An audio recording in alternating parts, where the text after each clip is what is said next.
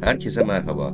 Bugün sizlerle 5100 metre yükseklikte konumlanan, insanların bulutların üzerinde yaşadığı, zengin olma hayaliyle giden insanların hüsranla sonuçlanan hikayelerine tanıklık eden, dünyada en yüksek rakıma sahip yerleşim yeri, Larincona'dayı keşfe çıkıyoruz.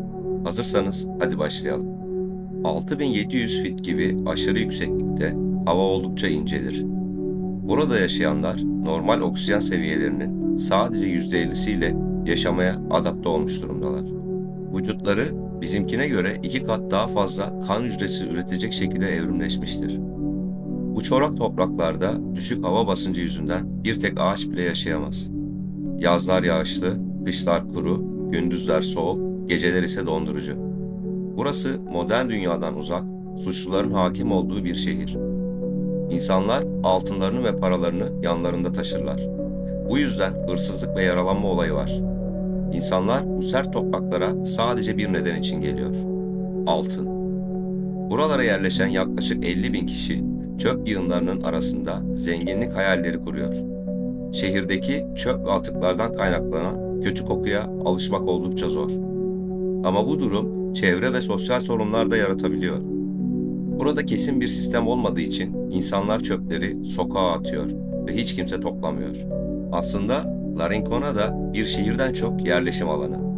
Yol, su tesisatı ya da kanalizasyon sistemi yok.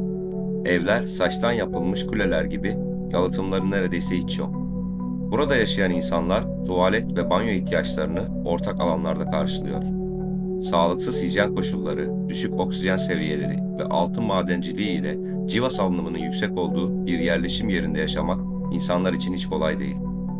Yüksekliğin artmasıyla birlikte atmosfer basıncı, sıcaklık, havadaki oksijen miktarı ve nem azalır. Ayrıca atmosferin yoğunluğu da düşer. Bu durumda organizma oksijen eksikliğinden kaynaklanan sorunları önlemek ve oksijen ihtiyacını karşılamak için daha hızlı nefes almaya başlar. Bununla birlikte kalp ritmi hızlanır. Ama bu durumun sürdürülebilir bir zamanı vardır. Genellikle vücudun yüksek rakıma uyum sağlaması için gereklidir. 2500 metreye kadar kandaki oksijen seviyesindeki düşüşten kaynaklanan belirgin bir sorun yoktur.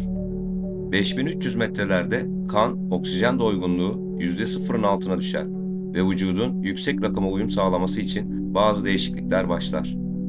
Burada üniversite yok. Ön lisans eğitimi şehirdeki çok küçük bir okulda tamamlanıyor. Hastane yok. 23 odalı bir klinik var. Gece yaşamı çok acımasız. Reşit olmayan kızlar çalıştırılıyor. Buradaki insanlar oksijen yetersizliğinden ölmüyor. Bıçaklanmalardan ve AIDS hastalığından ölüyorlar. Bu yerleşim alanındaki insanların çoğu göçmen. Buradaki tüm erkekler madenlerde çalışıyor. Burası Peru dağlarının yükseklerinde, ağaç sınırının çok üstünde bir altın madeni kampı. Yıllar içinde büyümüş ve şehir statüsüne ulaşmış. Larincona'daki toprak, hava ve su her yönüyle kirlenmiş durumda. Aslında dünyanın en yüksek şehri Larincona da aynı zamanda dünyanın en fakir ve en üzücü şehri. Burada yaşayanlar etraftaki dağlara La Bella Durmiente yani uyuyan güzel adını vermişler. Şehir karmaşık gri yapılarıyla gökyüzüne karışıyor. Her sabah işçiler madenlere ulaşmak için kilometrelerce yukarı yürüyor. Bu tünellerin içindeki çalışma koşulları tehlikeli gazlarla dolu olduğu için son derece zor. Larincona'ya şeytanın cenneti de deniyor. Bunun sebebi madenleri kontrol eden, yasa dışı şirketler tarafından yönetilen bir şehir olması. Tünellerin yakınında izinsiz girenleri vurun diye buyurulan tabelalar var. Kadınlar, rüzgar, yağmur ne olursa olsun tüm hava şartlarında elleri yara bere içinde kalana kadar altın arıyorlar. En üzücü yanı ise bunu yapmak zorunda olmaları. Aslında kadınların madende çalışması yasak. Çünkü kadınların altına dokunmasının şanssızlık getireceğine inanıyorlar. Yerel inanışlarına göre uyuyan güzel kıskanırsa, yani bir kadın altına dokunursa depremler, toprak kayması gibi felaketlerin meydana geleceğine inanıyorlar. Madenlerin dışına atılan atık taşlarda altın arayarak geçimlerini sağlıyorlar. Bölgeden çıkarılan altın burada yaşayan insanlara yarar sağlamıyor. Dağdan çıkan altının büyük bir kısmı doğrudan illegal piyasaya gidiyor. Madencilik şirketi çalışanlarına maaş ödemiyor. Bunun yerine Caserio adında bir sistem var. Çalışanlar 30 gün boyunca bedava çalışıp 31. günde taşıyabilecekleri kadar maden alabiliyorlar. Ama bu kayaların ne kadar altın içereceğini kestirmek imkansız. Çoğunlukla çok az altın çıkıyor. O gün verilenle pek de mutlu olmuyorlar. Eğer bulamazlarsa o ayı maaş almadan tamamlıyorlar. Çalışanlar buldukları altınları gizleyerek haklarını alacakları gün için kendi günlerini garanti etmeye çalışıyorlar. Burada karşılaşacağınız kişilerin çoğu buralı değil. Madencilik şirketleri aracılığıyla zengin olma hayaliyle Peru'nun diğer bölgelerinden gelmiş. 2001 ile 2012 yılları arasında altın fiyatları 6 kat artınca bu bölgede bir nüfus patlaması yaşandı. Ama buradaki yaklaşık 50 bin kişi için koşullar son derece zor. Büyüyen nüfusa uygun bir altyapı geliştirmek için hiçbir çaba gösterilmemiş. Her gün binlerce insan çöpünü bir çöp dökme alanından farksız olan sokaklara atıyor. Devlet bu çöpleri toplamak için hiçbir hizmet sunmuyor. İnsanlar kendi başlarının çaresine bakmak zorunda. En korkutucu sorun ise kanalizasyon sisteminin olmaması.